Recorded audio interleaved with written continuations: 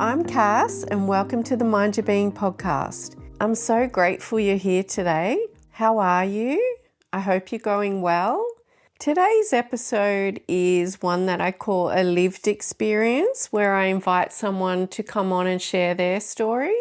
And my guest today is Sam, who is a close friend of mine and has been for around 13 years now. And in the last few years, we've shared some conversations around our own experience of the menopause transition, which we both said we found really helpful to have someone to confide in and hear someone else's experience. So Sam graciously accepted my invitation to come on the podcast and share her own experience with menopause and how she went about looking at potential options to treat her symptoms. So this conversation is not medical advice, and we acknowledge that everyone has their own journey. What's right for someone may not be right for someone else. So Sam is sharing her own experience in the hope that if you recognise yourself in some of what we talk about, that you might feel a little bit less alone. Sam also spent many years working as a nurse, so we talk about her experience of caring for people of all ages. Before we get into the conversation, I just want to give you a little heads up that Sam opened up about her personal experience with disordered eating, body image, and some of the behaviours and thoughts that can come with that. So I understand that some people might find parts of this conversation difficult or triggering. So please take care of yourself. If you think it might be distressing for you, you may choose not to listen, or perhaps listen with someone that you trust. But I just want to let you know that. As you'll hear in this conversation as well, Sam shares her personal story with such vulnerability. I think there's nothing like when someone opens up in such a vulnerable way for the purpose of trying to help others. I think that is so beautiful. And as you'll hear, I get quite emotional. I think it's a really beautiful conversation, and I'm so grateful to Sam for agreeing to come on and share her story, and I hope that you'll enjoy listening. So now let's get into it. Welcome to Mind Your Being, Sam. Thank you. For the listeners, I wanted to let them know that you're a good friend of mine, and we have been friends. We were just talking around 13 years now. Yeah, that's correct. And again, for context, we met through our kids playing soccer together. They started in under sixes and they played together for quite a few years. And that's how we met. Yes, very grateful. Me too. You were nursing at the time, and we both realised that we had a passion for health and well-being. Yeah. So we had tons to talk about, plus, you know, meeting at soccer all the time. Yeah. There were some good days, weren't they? Excellent. Good weather, good company. Yeah, we had a great set of parents and kids, didn't we? Yeah, we're very lucky, very fortunate. Yeah. Oh, good times.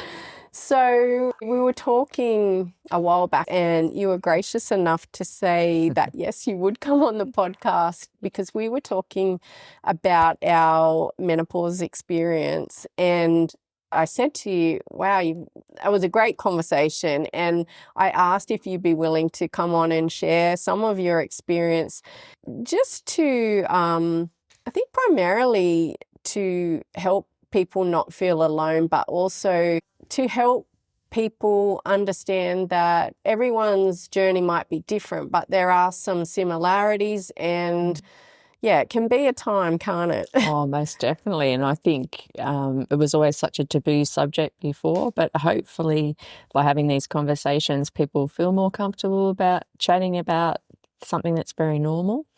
Yeah, it's good to be able to talk about it, and hopefully this can help somebody else to open up and discuss what they're going through, or their symptoms, or seek some medical help if they need some help with sleep or whatever that be. Yeah, thank you. Yeah. I feel like now menopause is everywhere, and it's having a moment, yet I don't know if you've been online lately, it can be still really confusing because there's a lot of conflicting information. Yeah, there's a lot on there. So as you know, I've tried to have medical professionals on here to talk about what's evidence-based, but this is just a lived experience conversation, which I think is helpful as well. So I thought we'd start on perimenopause. Yep. When I went through perimenopause, it was like in my late 40s. Yep. I hadn't heard of it before. Right. I'd heard of menopause, hadn't heard of perimenopause, didn't Yep. know what the signs and symptoms were. So for you, looking back, do you remember when you first started noticing that something was changing? Were there any little signs, or did you know a lot about perimenopause at the time? I actually didn't really know much about perimenopause. The wording menopause, yes, but I guess for me, the first thing I noticed symptomatic-wise was sleep, interference in sleep, and temperature changes, especially at bedtime. I'd wake up during the middle of the night and I'd be wet through my chest and have to change my singlets or my pajamas, restless legs sometimes, or being in the middle of cooking in the evenings and I'd be stripping off because I'd be so hot and sweating and it's winter, which was very abnormal for me because I've always ran cold.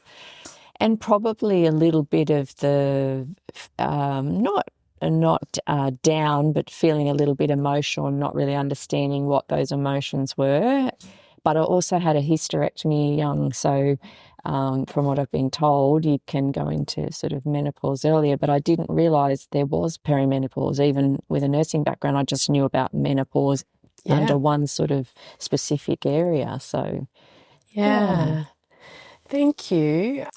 Like you were saying, if we've always run cold and then to start waking up in the middle of the night, did you find yourself at first Googling that to try and find night sweats, what's happening? Because as you know, it could be possibly due to something else. Did you get online and try and... I definitely started to Google a lot, but I was also concerned whether I was running an infection initially, because often people with an infection will run hot during the night. So I thought maybe it was that, but I think it was more the fact that I was so restless in bed that I was, covers on, covers off, but still felt well. But yeah, I think the lack of sleep, the exhaustion, waking up feeling like you're in a bubble and you're not quite clear with your headspace. Now I look back and I think, they were little things that were slowly happening. And then after seeking help, obviously realised and getting some bloods done that I actually was in menopause by that stage. So it was quite late then that I'd been I probably could have gone earlier but didn't.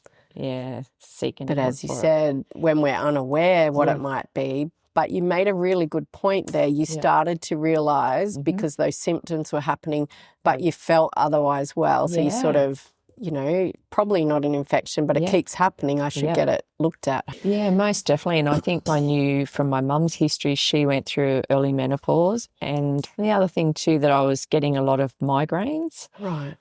And I realised then after getting some help as well that those migraines were related to lack of sleep, the hormone imbalance as well, because some women will get really bad migraines, some not.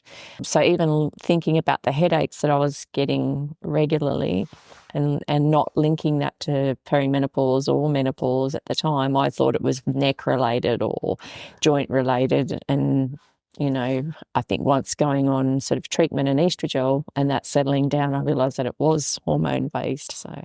So you mentioned there that once you realised, these symptoms might be something else other than an infection, and you sought medical assistance and then you did some blood tests, you said you were already in menopause. Yes. And so were you were still having the hot flushes and night sweats at that point when you sought help? Yes, most definitely. And it was probably more frequent as well. So it became more often. So I might change my outfit 3-4 times during the night because I was just wet with sweat. And then, that hot and cold, maybe averaging 3 hours sleep a night and then barely functioning the next day because you feel like you're walking around just not clear. Restless legs, again, was a big thing. That became sort of more, and I think it was more because there was the lack of sleep. Once I realised that it was really affecting me sleep-wise and my functionality throughout the day and being able to get through the day without feeling exhausted by the end of the day, that's when I went to get some help because I thought the lack of sleep will be impacting on my overall health, my heart health, and even your mental health if you're exhausted all the time. And It's hard when you're Yeah. not sleeping, and No. obviously that's one of the massive big Yeah. factors, big concerns for Yeah. women. And as you say, it's a foundation of all of our health. Yeah, it's hard. It's harder to cope, I think, when you're not sleeping well and you're not waking up feeling like you've rested. So I think sleep was huge for me. That was a big drive for me to go and get some medical help. And do you remember, like, when you first sought medical help, do you remember some of that conversation, or whether your doctor was talking about treatment options for you, what they might have discussed? The interesting thing is I decided to go to, I normally see a male doctor, and I decided to go to a female because I was more comfortable discussing it with someone that might understand it and not sort of fob me off and move me aside. Not that all doctors do that are male, but I just wanted them to sort of really be able to maybe relate. So I went to see a female doctor, and she was actually the one that reassured me about the importance of treating those symptoms, getting rest, looking after our heart health, looking after our mental health. And also she explained to me, because in my day from nursing, hormone therapy was just quite scary. And I remember going back and seeing my mum with a patch on when we were kids and realising, now that she was on treatment for quite a while without us knowing. And when I went and did nursing, I was quite fearful, and I approached her and I begged her not to use the patches because I was so frightened of her getting breast cancer or some kind of clots and I think back now, now they say the actual evidence back then wasn't as strong as what they expected. It was misrepresented, actually, is what they're saying. That's quite sad, really, because I was, I would have been one back in the day to say, oh, don't go on it. And I'd had a breast tumour many years ago. So for me to go on HRT, I was quite fearful of that. But I hadn't researched enough to know about the new options that are available. Mm-hmm. So luckily enough, I had a female doctor who knew a lot about menopause, who really is passionate about menopause and women's health and heart health. And she actually reassured me. She gave me paperwork to take away to read. She said, I'll give you the script today, but don't feel like you've got to go and fill it. So there was no pressure. Do your research. This is predominantly made from more natural sources nowadays rather than, in the past, and that I should feel comforted by the fact that as long as they're doing ongoing mammograms and checking regularly for health indicators or markers like, checking on your blood pressure and checking on, cholesterol, those sorts of things, and with close monitoring, it is very safe to be on treatment. So, wow. Yeah, very grateful that I had that conversation with her, because I probably, even though I went for some help, I was still quite negative, about the idea of it, because I was really concerned about cancer. And but after reading up, I realised that it was quite safe, and it was a game changer, just starting to use the estrogel. And pretty instant? Yeah, I felt and sort of went, why did I not go sooner? Why did I not go and seek this sooner? But I hadn't spoken to anyone else at the time about going through menopause. Yeah. You were the first person I've spoken to as a friend, and still the first person I've spoken to out of my friends about it, because it's sort of one of those subjects that not everyone's comfortable talking about. So it was actually a relief that we had that time to talk about it, because it made you realise that I think we need to discuss these things more and be more open, and hopefully we can support each other through this phase. Oh, 100%. Just having a conversation and someone else going, hey, I had the night sweats, or I had this other thing, but I'm really tired, and the fatigue is like next level, I think, initially, especially when you're not sleeping. Yes. But on that, I remember you were probably in the one of 2 or 3 people that I initially spoke to it about, friends-wise, because, and even at the start, it was like, oh, menopause, and like really quiet. And now it's having a moment. People are talking about it. Hopefully partners are even more aware about it now. There's that government public health campaign. And that is one of the reasons I wanted to start the podcast. It was a number of reasons, but one of them was I found it and you and I are both really into health and well-being, but Yes. I found it really confusing. And should I go on the hormone therapy, or what else can we do? Yep. Just really confusing to find evidence-based, the right information. And then, as you were alluding to, years ago, doctors were told when that WHI, Women's Health Initiative study come out and said, stop hormone therapy now. For years, women missed out on the treatment. As you've alluded to also, the formulas have changed. They're now bioidentical hormones. Yep. Again, it's a really personal decision and it depends on your health background. But I love that you went, you know what, I'm going to feel more comfortable seeing another doctor for this. Yes. Yeah. And I did the same in the end. I was having a few conversations with my male GP, who's great. And he just was like, well, if you're not too bad, maybe you don't need to go on it. And I was really looking for more reassurance, or he never discussed, and I found out later, about the protective benefits that estrogen has in our body for our brain, heart, for our bones. He never talked about it from that standpoint and, hey, here's what's happening in your body, and estrogen is really protective. And I will say to people, I ended up seeing a female doctor for my menopause health concerns. And I still see my male doctor for something sometimes. And I've said on the podcast before, if you find that you're not comfortable talking to your regular health professional, or if you find that you're being dismissed or you're not getting the information you need, maybe people seek treatment from someone else who is menopause-informed, who is passionate about helping women with menopause and perimenopause. And, you know, there's doctors who are interested in being menopause informed and helping women. They're on like the Menopause Society website, Jean Hale's website.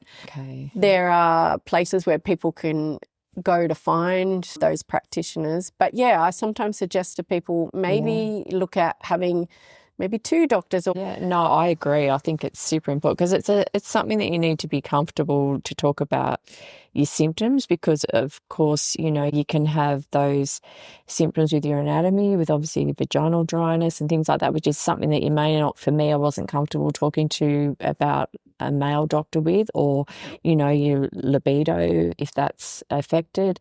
That's not always something that's easy to talk to a doctor about. And even if, I guess, if you see the first female doctor, if that's who you're comfortable with, or male doctor, and you think, oh, this isn't really what I wanted, go for a second opinion. But I think the confusing thing is on the internet, you know, I know a lot of women that have chosen to use different products that I won't mention the names of, but different products by different celebrities and that.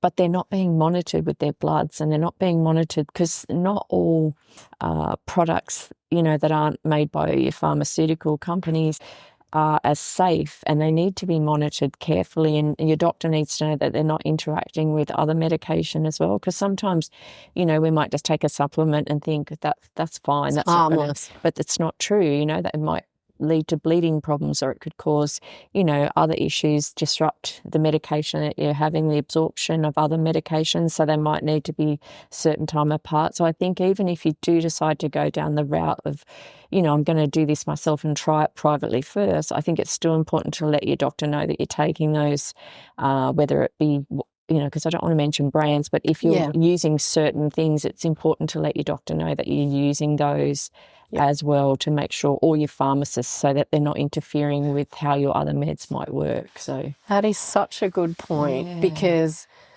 as you know, women get desperate if we're not sleeping. Some women don't want to try menopause hormone therapy. Some women, for health reasons, can't use menopause hormone therapy. So there are a ton of supplements, and Dr. Lisa Cochrane, a GP who I've had on here before, she talked about that too. She said doctors can't be promoting products, yet you've got anyone can choose to promote anything online. And as you said, pharmaceutical companies, if a drug makes it to market, it's gone through a lot of rigorous safety testing. But another important point you made there was just letting your medical professional, your regular professional, know everything that you're on, even if it's a supplement, because the interactions with your other medications is so important. And we're not pharmacists, so we don't know ourselves. Whoever you bought that supplement online from is not going to tell you to go and do that, but it's really important, isn't it? And it might just mean, checking certain bloods that you haven't got elevated, levels for certain vitamins or that you might be utilising to help. But I think the other thing too is you can always try going through like a nutritionist who has a good understanding as well of, like Emily Gardam that I've spoken to before. There's different teas that you can try. And for some people that might be enough without having to even, if you're worried about taking, some sort of a menopause treatment from your doctor, you could always try that route first, or you could eat, certain foods that might help with reducing the symptoms and stuff. So that's another route. If you're not 100% sure, you might try nutritionally first and see if that helps. For me, I didn't notice a huge change, but some people have a big change, when they use different foods or eliminate certain foods that might be triggering with their hot flushes or so, yeah. That's a good point. Yeah. It's going to be different for everyone, but very much so. Nutritionist, dietitian, all those good sources of information. Yep. Wow, thank you. I've talked about on the podcast before that we hear a lot of messaging, and as we've just spoken about, the physical symptoms and sometimes the mental health symptoms that come with menopause can be really distressing and they can be debilitating at times. But looking on the transition as a whole, something I don't think gets talked about enough, can you see any positives, or do you think menopause has changed you in any positive ways? Yeah, I think getting to the point where you're in menopause, you realise that you've gotten to a certain stage in your life of maturity.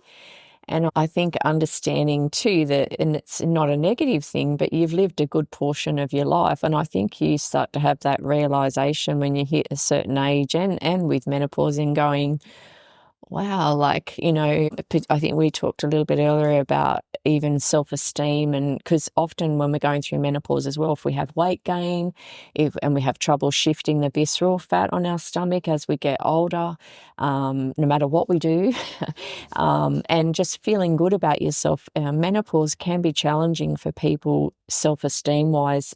On top of that, because if you've got bloating or you've got a stomach that you didn't have before, or your body's changing, and that can really affect how you feel about yourself and your self-esteem. But I think there are positives as well, because I mentioned earlier how I find it quite sad that I've spent the majority of my life comparing myself to other women and not being good enough, and their bodies being beautiful and they look so attractive, and I'm quite sad that I did that.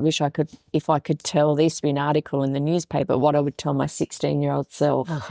And it used to be, I wish you had that opportunity to go back and say, I wish through high school that I was good enough, and I was okay. It was okay. My body was never, like an athlete's body, or it was never, but it was enough. It should have been enough for me, but it's taken me to this time in my life to go, I don't want to spend the next 20 years of my life thinking I'm not good enough and I haven't been good enough, comparing myself. I want to embrace other women, and for me to try and embrace myself. I'm not there yet. I'm not fully there yet, but I'm getting better at it and going, you know what, this is me now. And I'm probably, 7 kilos over where I should be. But at the end of the day, I'm enjoying my food. I'm enjoying, staying as active as I physically can for my health, and just getting up and waking up each day and enjoying what we have, because we don't know how long we're here for anyway. And I think that's a big wake-up call when you sort of hit your 50s, like me, 51. I'm sort of like, wow, my mum's parents were gone in their 70s. So do I want to look back and spend the next 20 years going, I wasn't good enough? Or because you are good enough. And as long as, my husband often says to me, only you and I have to be happy with each other. No one else has to care about what you look like and I love you, so that should be enough. And it's true, but that's the only thing I wish I could have had more self-confidence and Yeah, not so much focus on the body and more like you talk a lot about strength. Focus more on how strong our bodies are, not what they look like. Is our body strong? Is our body going to get us through the next 20 years getting in and out of bed? Is it going to help us to get things off the floor or get ourselves off the floor? Are we going to be able to, live a really comfortable and happy life and with good mobility and reduced falls and all those things that I think is more important than what I've spent too many years focusing on, So, but another thing to mention too, in this, a lot of women, I've had a lot of history over the years with battling eating disorder and had a lot of help and treatment. And unfortunately, a lot of women going through menopause, eating disorder becomes really triggered during menopause, again, because we see changes in our body. And so I think it's really important as well for me, I'm very aware of that, and I notice things, and I make sure if I feel like I'm getting triggered by, the weight gain or the changes in the body, that I seek some help and get some help from psychology just to support me through that phase, because I didn't realize that it was an issue throughout menopause. But the Butterfly Foundation has a really good podcast on women going through menopause and eating disorders. So they may not have experienced eating disorders when they were younger, but they potentially can throughout menopause. I think that's something that it's not common, but it's something that can happen. So, yeah. Sam, thank you so much for sharing all that. There's a lot there, and thank you. That's really beautiful of you to open up like that. It's made me really emotional hearing you talk about. No, don't be sorry at all. It's beautiful because we have had many conversations about those topics over the years, and I've watched you struggle at times, and I thank you for sharing that firstly, but also you make so many good points. We do, unfortunately, as humans, we compare ourselves. But you pointed out that there's one thing that's come from age and your menopause experience is to reassess, how am I going to treat myself and how am I going to live my life going forward? Because I've tried to encourage people as well. I said recently I used to work out not only for physical appearance, but that was a big part of it. I also get a lot of mental health benefits from exercising, but you get to our age, I'm 52, post-menopause, and as you pointed out, it's about, well, hopefully it's more about how functionally fit are we? Can I live? Can I move? Do I have the mobility, as you mentioned, to live the life I want to live? I'll point out to the listeners, Sam is beautiful. We're all beautiful. We are. Bodies come in all shapes and sizes, and I love that your husband, who I also know is such a advocate and such a trying to help you with positive self-esteem, and also that you mentioned the eating disorders, even if people haven't struggled with that before, can become quite serious and prevalent in midlife menopause. And you mentioned a great resource there, the Butterfly Foundation. They're amazing because you can just call them, even if you're struggling with things, you can just call them and have a chat with them. And if you need further help, they can refer you on. And to be honest, that's who, when I initially realised I was struggling with eating disorder many, many years ago, that's who I reached out to first, and they were able to lead me onto, CAMS in Wollongong, which can help you then with that dietitian and psychology support. So yeah, I think it's something, again, that, it's a bit of a taboo subject, eating disorders, and it's something people are afraid of. But for me, I think it's really important. The older I'm getting, the more I share that with people, because I think it is a sort of a shameful feeling that you have with that. But one of the things that I'm learning, and every time I have my nutritionist and or dietitian's consult, it is be kind, be caring, be loving to yourself, and don't have separate rules for other people than for yourself, which I most certainly do. My expectations of other people, I see beauty in other people no matter what, but I don't in myself. And so I think, I just don't want to do that for the next 20 years. I still Yay! need to work on it though. I'm not there yet, I think- and I have regular work on that with help, thankfully. But yeah, not there yet, but we'll get there. But I have seen a lot of Yeah. progress, Yes. like in our more recent conversations. Mm. Yeah, that is progress. And Yeah. you're working on it Yeah. and you are being more kind to yourself. And I think every week I have a conversation with someone and I'm still bewildered for myself and for others that we get to midlife and we're still having those, why am I not kind to myself? Why are humans our own worst critic? It's a bizarre part of human behavior. It's quite sad. Well, I'm so glad to hear that you have more awareness now and you are done with that kind of self, what would you call it?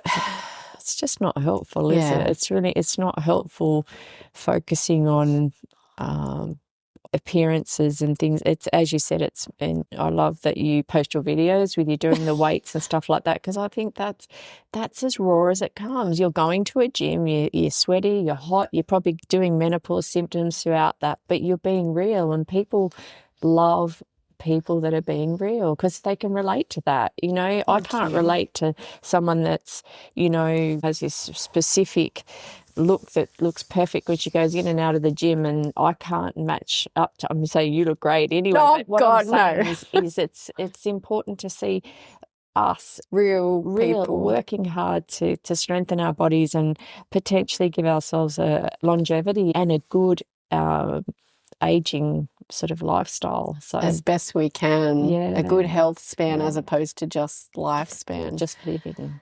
Well, thank you for saying that. I sometimes doubt popping them on, and also I'm really passionate about letting people know it's wherever you're at. What I do in the gym, not everyone wants to go to a gym, but there's other ways of doing and building strength. So I encourage people to find our own way. And no, it's good. It's encouraging. Thank you.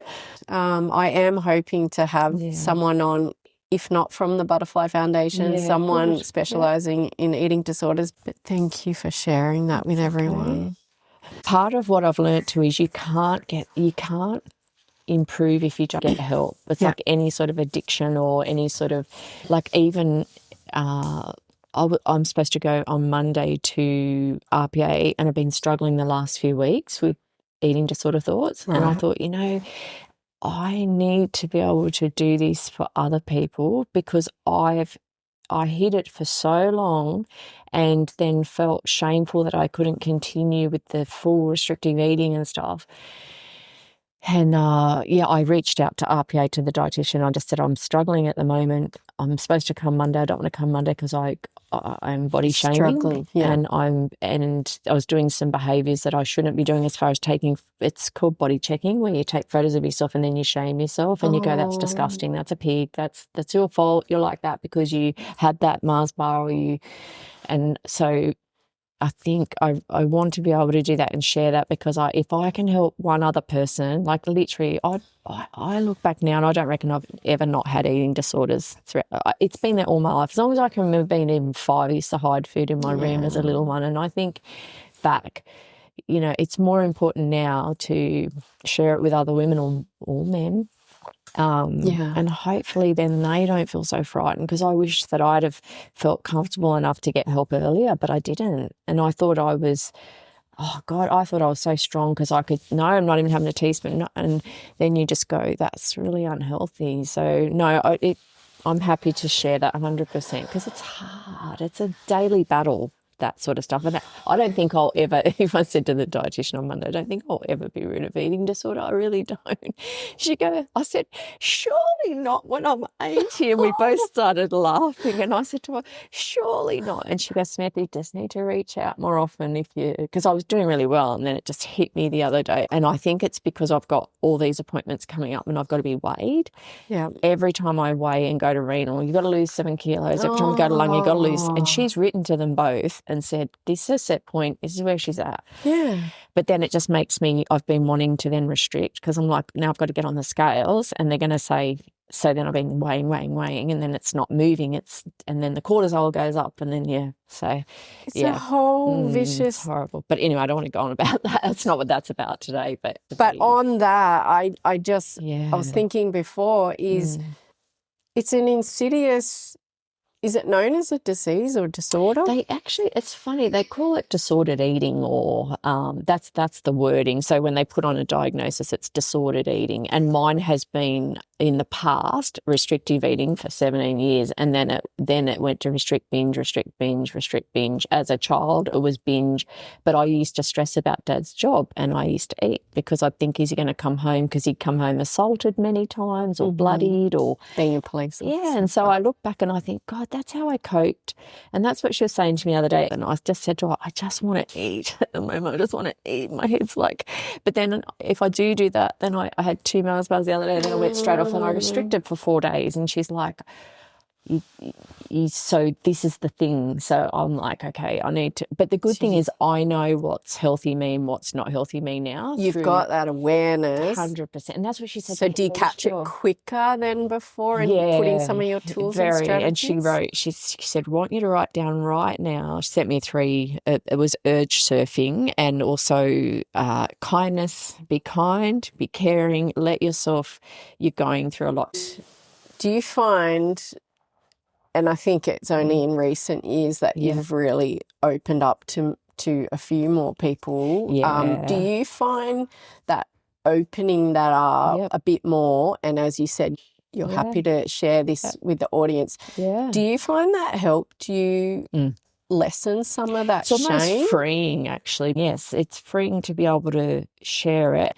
But, yeah, it is. It's freeing to be able to say it and try not to have that shame. And part of that is showing kindness to yourself and going, it's okay that I'm still battling now. And menopause has been a trigger for me, for sure, because you're going, mate, I don't care what anyone says. Because even if you've been slim your whole life, most people, unless you've really got that genetic body type that stays That's slim. all it comes down. Yes, most people, even if you've been petite, and it's generally around the belly, like you said. And I remember putting a reel up a while ago, and I'm like, women, the least. And it's hard because I know from talking to you and talking to other friends with disordered eating, I know it's hard, like putting up a reel to say, hey, let's not focus on our appearance because that's the least interesting thing about us. That doesn't magically fix anything, but I love it. I love where you're getting to, where you're like, do I want to spend the rest of my life? And as you said, maybe there might be a level to it, but hopefully it's way less, and you're working on it, you're getting the help you need. Yeah. Anyway, let's get on so I don't hold you up. No, honestly, that is wonderful. Before we wrap up, just circling back to menopause treatment, apart from the menopause hormone therapy, were there any other things that you found helpful for symptoms or for mental health for you personally? Yep. Well, actually, the doctor, that I went to, she talked to me about practicing good sleep hygiene, which I actually hadn't heard much about before. And so even things like wearing lighter clothing to bed, making sure that you don't increase your caffeine intake before bed, which obviously is a stimulant and can affect your sleep patterns and cycles. Even, having sometimes spicy foods or foods that might trigger your hot flushes, which then is going to impact on your sleep. Even your bedding. I even changed like quilts to different fabrics that were better for cooling. So they're a bit more expensive, but definitely does help with that sort of laying in bed and not feeling that heat radiating. But I think also if you need that little power nap as well, sometimes just to be able to get us through for the evening so that we can be engaging in our relationships, because sometimes, as women, we get fatigued and all we want is a good night's sleep and not too fussed on anything else. Whereas if we have that little bit of extra sleep, maybe a little 20-minute power nap or something, that might just get us through the evening and put us in a bit of a better mood. Or I love that. I think that's really, that was really helpful. Yeah. Thank you. Yeah. Sleep hygiene. Your iPads even, like looking at iPads, looking at those lights, or trying to bit of mindfulness before bed, which I'm not very good at. We Yeah. don't have to be good at it. No. It's a practice. We No. just need to do it a little bit, like anything. But there is one thing I did learn too, which is hard to describe on a voice chat, but where you lay on a foam roller and you put your sort of your lumbar back on the foam roller and you put your legs up in the air and then your arms out to the side, and that's supposed to calm your nervous system. So I was told at a yoga retreat, do that for 15 minutes before you go to bed every night. If you don't have a foam roller, you can just lie against the wall with your legs up against the wall. Yeah. And just arms out, deep breathe, box breathing, you know, or you could have some mindful music on or something, and that just trying to calm your body before you get into bed. So you're getting your body prepared for sleep rather than looking at your iPad, watching something, then let's expect to go to sleep. So changing a few things, yeah. And you found that really helpful? Yeah, or massage, some gentle massage. Like I've got a friend who's a personal trainer and she talks a lot about, you know, massaging your arms from top to bottom, massaging your legs, just gently. It doesn't have to be a lot, just, you know, great. calming the body before bed. Yeah. That makes sense because often, especially probably women, you might be running around like, I don't know, tidying up, getting prepared for the next day. But then if you just jump into bed and think, oh, I'm going to be able to go to sleep, more than likely your mind's going to be racing. So Exactly. I love that idea of, arms out, legs up, some deep or some breathing. Or gentle breathing. And just maybe trying to clear your mind, because I find when I get into bed, my head just goes crazy with 1,000 ideas. Think a lot of people. And trying to stop like, them. why now? I've had all day. So, I find that helpful. And then it's like a cue, I guess. If you do that regularly or most nights, it's like teaching your body or your brain, this is time for sleep now when I do get into bed. True. Yeah. Thank you. That's great. So before we finish up, I wanted to ask you, as I mentioned earlier, you were a nurse for quite a long time in your career, and you spent many years caring for adults, and you would have seen a whole spectrum of ages and health conditions.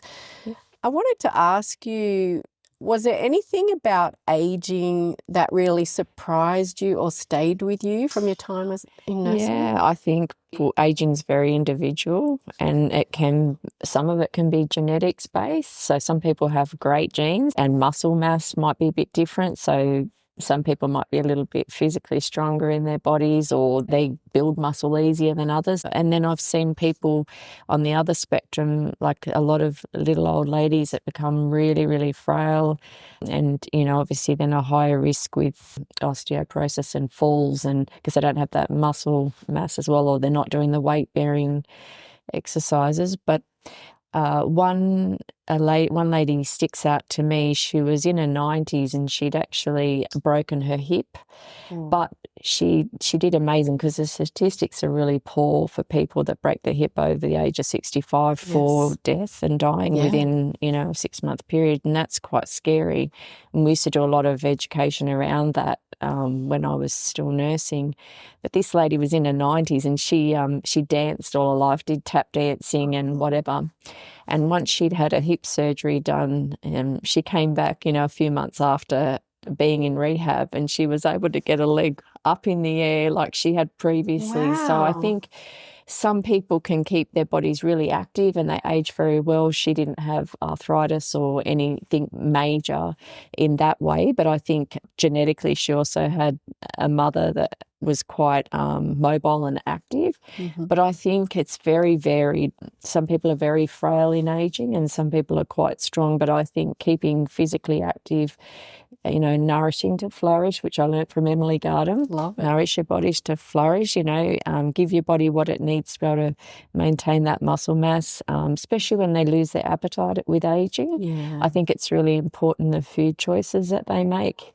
And I've seen even with my own parents and my husband's parents, you know, often their taste buds change, so they're not eating as well, or they prefer sweets and having something good. But then I've seen a lot of muscle wastage because of that, which then as a result we've seen with his mum having more frequent falls, and then putting herself obviously at a higher risk of fractures and stuff. But I find the ethnic families were really, really good and very, because a lot of the ethnic women didn't drive, so they tend to keep themselves very physically fit with their trolleys by walking to the shops, putting their fruit and veg and walking home with their produce, cooking right through as long as they possibly can. So keeping as active and keeping their, not only their physical bodies active, but their minds active by preparing foods and healthy eating. But yeah, I think, I mean, obviously people have certain comorbidities that make it very difficult, or they have genetic histories that are not so wonderful. But I still think our outcomes can be better, or we can improve our outcomes if we sort of take care of our bodies and treat them as a temple. Our bodies, look after them like they're a temple. And yeah. Thank you. What sticks out for me there is talking about our genetics are what they are, but you talked about the people you saw with more strength or with more mobility had tended to remain active throughout their life. Yes. And that 90-year-old lady that you mentioned, like obviously her dancing would have helped her with strength, mobility. But I feel like it's changing now, and something you and I are passionate about, and I'm definitely trying to talk about on the podcast, is the importance of exercise. Find something that you like and do it or change it along the way, whatever. But we should try and be mobile and active every day, even in some way. Because the professionals I've had on here talking about movement, falls prevention, muscles and bones are all like, I think the education might have been missing in years before, and people didn't realise, like, once you're 50 or 60, you can still keep moving. You might need to tailor a few things, but... And as you were saying, her outcome was wonderful, because for a lot of people in that situation, it wouldn't have been. But also talking about the loss of appetite that can come, and often also as we age, our ability to absorb the nutrients and assimilate the protein to build the muscle becomes harder. Exactly. So the protein requirements become higher as we age, but that coincides with often people losing appetite. So I think that's where a nutritionist or a registered dietitian is helpful. Definitely. To help you make sure that you're getting, for your body type, size and your level of activity, getting the right nutrients for you. It was surprising, because we used to have screening on every person that was admitted used to be screened, and it was predominantly a stroke ward, so brain injuries. And a good, probably 70% of people in the ageing population that had strokes were malnourished when they arrived at hospital, or within a few weeks of being in hospital as well. And that was quite scary, because that's something that we can actively take part in, and we can help. But I think the other thing that is really important with ageing is we're living longer, so dementia statistics are getting greater, or there's more people being diagnosed with dementia. And I think the brain health is super important. So keeping that, doing puzzles, or whether just keeping your brain active and is just as important as your heart health or your physical health. That's a good point. The only other thing I wanted to talk about there was, we've talked a lot about strength and maintaining muscle, because it's so important for healthy aging and the quality of our life. But during your career, did it strike you, or do you remember noticing how quickly people could lose strength or their independence after being in hospital, or being bedridden for even 10 days and stuff like that? Oh, yeah. It actually it happens quite quickly, and we were fortunate that we had physios working on the ward. But so people that had amputations, or people that had fractured neck of femurs, or people that had strokes, or any sort of brain injuries that were bedbound, would lose muscle very, very quickly. And it's also very hard to get back. I mean, we have the muscle memory there, but it is still hard to gain that back. And once you lose that strength, it's hard work to get it. So I guess the thing is, starting out small and just being able to try and get that muscle strength back is super important for, then hopefully not having falls in the future, or even simple things about being able to get yourself in and out of a chair. Things like that are really important. And I know they advertise a lot of, beds and chairs for elderly now, but the consequence of that is they're using electric devices to get them in and out of the chair. So they're not using their glutes and their quads and their thigh muscles and stuff. And that's the hammies. And I think that's where it's really a bit concerning, because they market it well. And look, they're wonderful, but they're also actually making us weaker. Yeah. Long term. But yeah, definitely the muscle loss is very, very quick. Yep. And of course, then they lose their appetite when they've had a stroke, or some of them are on peg feeds. They can't feed off your normal nutrition, so they're on parenteral nutrition, which is often complete nutrition, but you still need to be actively using those muscles to be able to build, and nourishing well to be able to build muscle. But yeah. It's a really good point. And the experts that we've had on here as well talk about use it or lose it. So as you're saying, if people, I mean, sometimes you're going to have to go to a mechanical chair and whatnot, but if you don't need to, try not you'd hope that the physios and that are encouraging. I know Dr. Justin Keogh, an exercise physiologist that we had on, and we were talking about strength, sarcopenia, and building strength as we age. And he was also talking about, just while people are watching TV as well, try sit to stands from your lounge chair without using your arms if you can, or if you need to use an arm, then try and build up to sitting and standing without using your arms, and just functional stuff. Well, I even know, even at this age, getting off the floor is much harder now than it was years ago, and you think you almost have to do a 3-point turn to be able to get yourself back up. So even I noticed that difference in my 50s. I think keeping your body as strong as possible will serve you in the long term. So all good points. That's great. I'm trying to encourage people to live well, and that's going to be different for everyone. So when you hear the phrase living well, what does that mean to you in this chapter of life? For me, I think keeping my body as strong as I possibly can. So physically, living well for me is also being able to get outdoors, like being able to get in the fresh air, because I love walking out the front here, looking at the escarpment, looking at the colours of the trees, breathing the fresh air. That is high value for me. Sitting near the water, like there's a beautiful little creek that sometimes if I'm just having a hard day with pain or just frustration with my body physically, I'll go over and sit near the little dam and I'll listen to the frogs and see the ducks, and simple things, nature, just being in nature and listening to the creek running. But living well means trying to nourish my body and eat healthily, not disordered eating, getting good rest, having good relationships with my family and friends, and just being kind to myself, which I'm not always good at and I'm still practicing. But that's living well for me, is that and enjoying life, just enjoying life as it is. And I love life. So, but some days are harder than others, obviously. So if I need the retreat to go out and go and sit near the creek, then I'll do that. Or I love to float in my hydro spa. I love to float in that and look up at the clouds and the sky and just open up and breathe. So that's beautiful. I love that.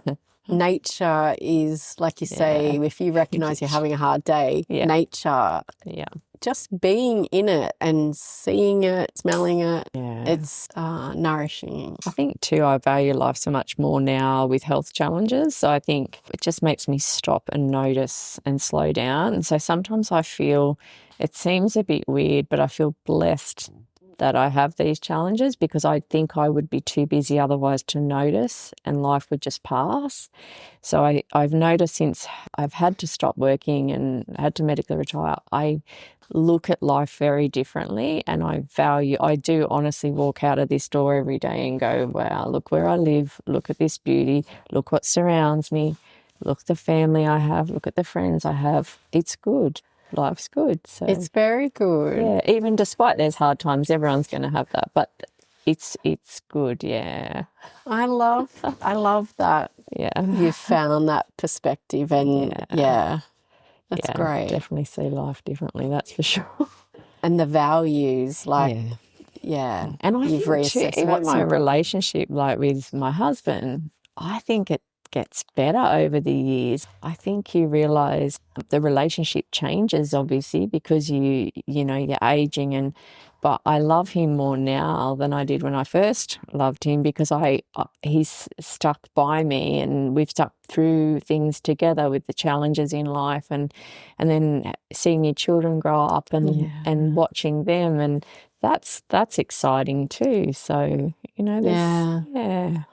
That's good. beautiful. Yeah. And it provides a comfort, I'm guessing, of having gone through some struggles together, and Yeah, the very much friendship as so. well. Yeah, because it would be easy to walk away sometimes when things get tough, but I put so much value, and I know I've been very blessed in a relationship in that way. And even with my flaws and getting old, getting wrinkly, and we're talking about being kind before, but all those changes, Which still men being will go through too. exactly, We all have it. No one's perfect. I know, but it's lovely to think that you're supported in the way your body is now by your partner, rather than thinking, do I need to be good enough? He tells me I'm good enough, so I think that's reassuring, and It's beautiful. nice. Oh, I love it. To wrap up, if there's one message you'd love another woman who's currently in the middle of her menopause transition to hear, what do you think? What would it be? I would say definitely don't do it alone. Like, I would love to see more women talk to friends if they're going through the same thing, and see women be comfortable enough to have that conversation with a friend. Some women won't be comfortable with it, but if there's not that opportunity, maybe talk to their mothers if that's an option, or go and seek some help, because I think there's a lot of really supportive clinicians out there that know a lot about menopause. And if you have a look, there are some clinics that run menopause clinics alone. So I think, reach out, get some help. Don't do it alone. And it's a natural, normal part of life. It's not like we need to be fearful or embarrassed about it. It's a normal part of aging, and acceptance is a big part of that. And then just journey it with other people and get the support you need. Yeah. Wow, that's great.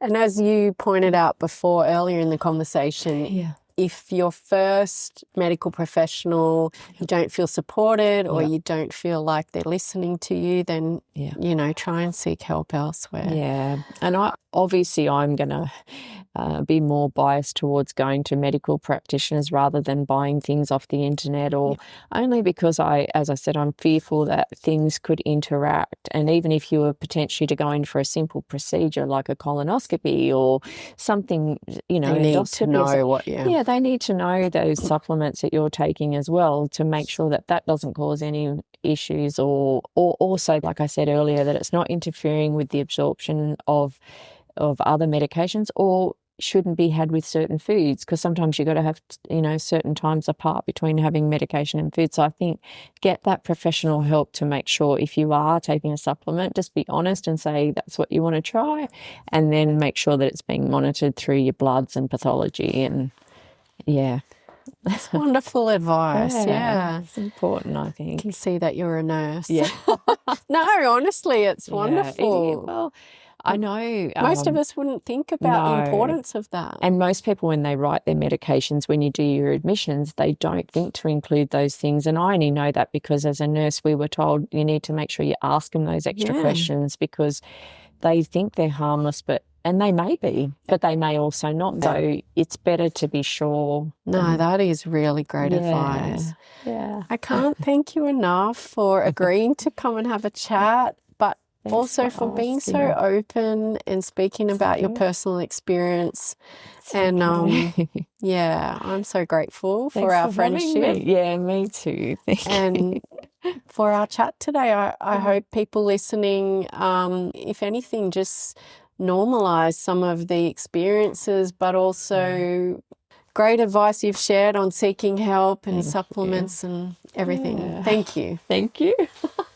Thanks so much for listening to this episode of the Mind Your Being podcast. If you enjoyed it or found it helpful, please follow the show wherever you get your podcasts and share it with a friend who might enjoy it too. If you have a moment, please leave a quick review. It really helps others discover the podcast. Thanks again for being here. Take care, and until next time, mind your being.